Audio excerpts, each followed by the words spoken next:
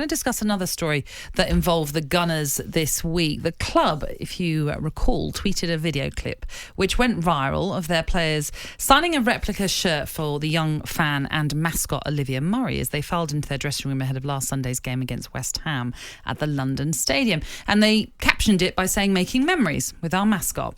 But the post soon came under fire from Twitter users who were stunned by the lack of interaction from the players with the youngster, with only a couple, it seemed, appearing maybe to have a little chat with Olivia.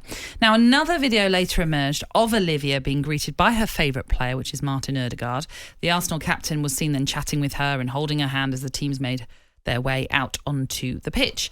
This is what the Arsenal manager Mikel Arteta had to say, defending the club's social media post. Two things. First of all, it comes from Arsenal TV, and when you speak about connection and what we have built with our supporters is for what we do every single day. You spoke to the parents and the day that they had, and they had the most amazing day. So you just seen a fragment of a picture. What happened before that, afterwards, nobody saw that, and I think it's not fair. Okay, so there's Mikel Arteta, Cass, saying it's unfair, the criticism that the players and the club have received. We should say that Olivia's dad wrote about his daughter's experience, saying that she had a lovely time as mascot. There was only a small window to meet the players, and she enjoyed it very much. It did create quite a stir on social media, as well as here on talkSPORT, debated a fair bit by a number of the presenters. This is our first time really to talk about it. But maybe rather than being overly critical right now of Arsenal players, I wonder if there's a responsibility of the club's social media team, and I know Mikel Arteta referred to Arsenal TV as being the ones responsible for filming it all, etc. But maybe thinking sometimes a little bit further ahead about what you're putting out on social media, and will that have implications on those within that sort of clip? Yeah, I find the modern world a little bit frustrating at times, if I'm honest, Nat, because I watched it and I didn't want to read the tweets first. So when I saw and got the clip sent to me, I'm not going to read the reaction of anybody, just want to see the clip. And I didn't have really a problem with it.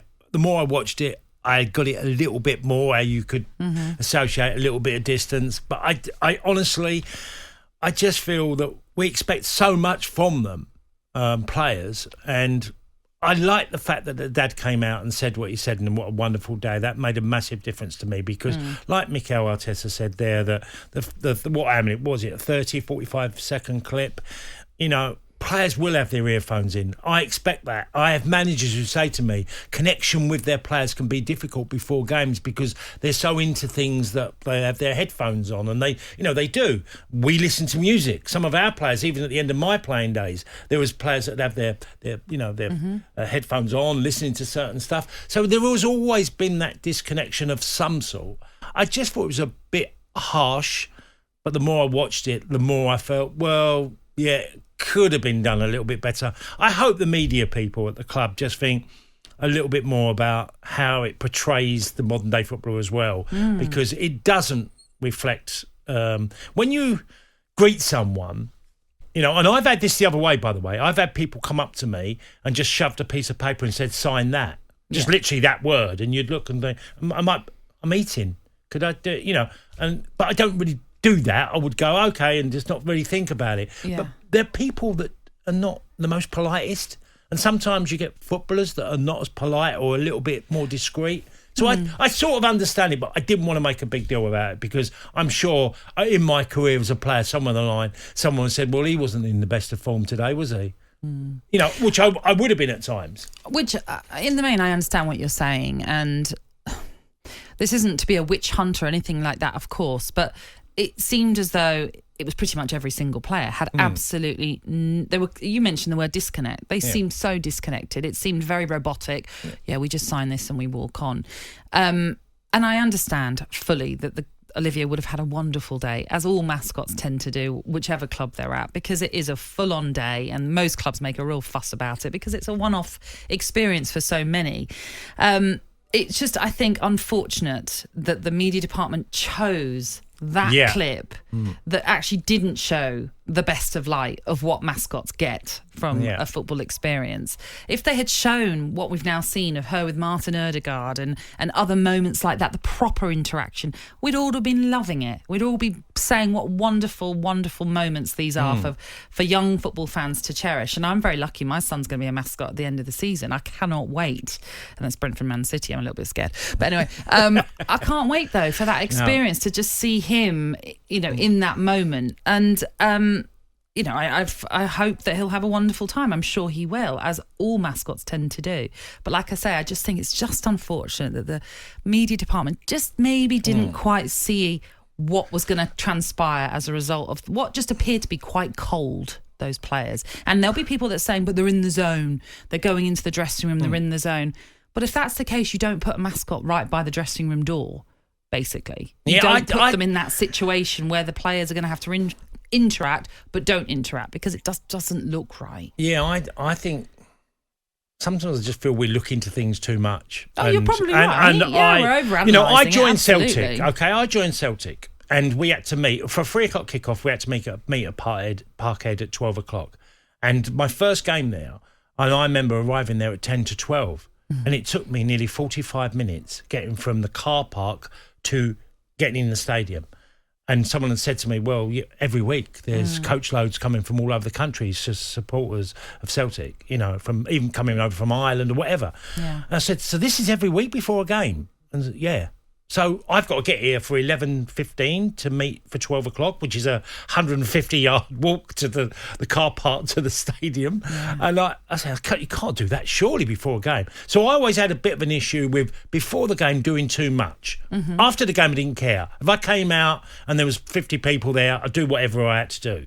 I never had that problem. I think before a game's slightly different. But you see that in golf. You see golfers before they go out and, a lot of them don't want to sign things before they play. And when after they finish, they do their round, they'll sign all things. And I get the focus. I completely get it. But then again, isn't that down to management of the situation? And you take that away from the players. You take that away from the golfers. You take it away that they don't have to have that immediate interaction. And but my problem is I don't want that coldness. I want players to be able to be accessible by fans, because it's not very often we get to meet our idols. Well, my solution at Celtic, if you don't play very well, no one will want your autograph anyway. I was going to say, were you there just going, hi, I'm here, anybody want I was at the back. But it's an awkward one. I mean, I can think of nearly all, but look, it's a different era and the car parks are different. When I played for Millwall at the old Den, you'd walk there and you'd sign and you'd get on and sort of do your thing. But it took 5 minutes. It took 7 minutes. It wasn't too much of a problem. Now you go and every major stadium in the Premier League, there's 60,000 there of that, of all the leading clubs. But this was one isolated incident of one person on their own with their father who was getting a shirt signed, and unfortunately there just seemed to be just no interaction whatsoever. And I think that in a way that's just the shame of it, really, because it doesn't paint them in a good light, even though we now know that she had a wonderful day. But that one moment, people will remember it. They will say, but how cold can players appear to be in just an instant? And it doesn't take long to just look at someone or say hello to someone or smile at someone. At the end of the season, you're taking Sawyer to the Brentford game against Man City. He could have a lovely day, but there was a part of it that was just short where you would probably say afterwards, oh, don't worry, Sawyer. Look, they're playing a game. They were a little bit, you're making a reason, an excuse for them of some sort. No, I get that, but not every single player. Surely there'd be one person that glances at you. Nat, when you go in... I don't know. You sometimes, if someone will say to you, as you're going into the dressing room, will say to you, oh, there's a load of balls there, can you all sign them? And it'll be Robotic. It will be literally one half ball after the other. A ball is an object, it's not a person. But even sometimes, there's people waiting for... autographs of some sort. You don't get into conversation with everybody. And no one's asking for a conversation. I know you're expecting a warmth from players. You don't always get that. You just don't. I mean, I would have done it myself at times. I'd have gone, yep. So, you just said hello. But I might not have said hello to everybody.